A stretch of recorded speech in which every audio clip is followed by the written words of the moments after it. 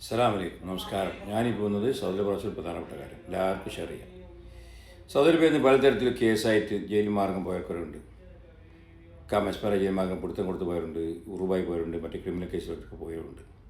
അപ്പോൾ അവരെന്ത് ചെയ്യും? ഇത്ര വർഷം കഴിഞ്ഞതിന് ശേഷം പ്രിൻ്റ് എടുത്ത് നോക്കും തിരിച്ചു വരാൻ പറ്റുമെന്നുള്ളത്.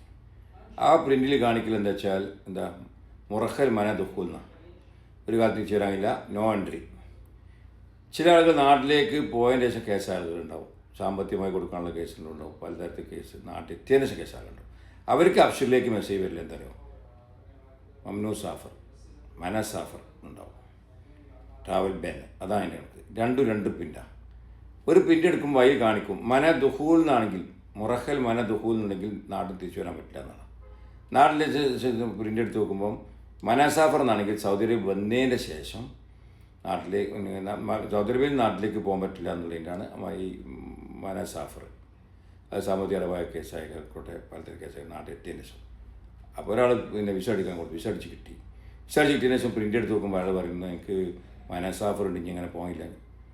ഞാൻ പറഞ്ഞെന്താ, അദ്ദേഹം എന്തോ വൈഫൈ എടുത്തിട്ടുണ്ടാവും, വൈഫൈ അല്ല ഇസ്ലാമിനോ ആ കാശ് അടച്ചിട്ടുണ്ടാവും. അതുകൊണ്ടായിരിക്കും ഈ സാഫർ കാണിക്കുന്നത്. അത് സൗദി അറേബ്യയിൽ നിന്ന് പുറത്ത് പോകില്ല എന്നുള്ളതിനാണ് കേട്ടോ. അല്ല നാട്ടിൽ തിരിച്ചു വരാൻ പറ്റുന്നതല്ല. നാട്ടിൽ തിരിച്ചു വരാൻ പറ്റില്ല എന്നുള്ള പ്രിൻ്റ് എടുത്ത് കഴിഞ്ഞാൽ അതിൽ കാണിക്കൽ മുറഹൽ മന ദുഃഖൂല്, സാഫർ എന്ന് കാണിക്കുന്നുണ്ടെങ്കിൽ സൗദി അറേബ്യ എത്തിയതിനു ശേഷം നാട്ടിൽ തിരിച്ചു പോകില്ല.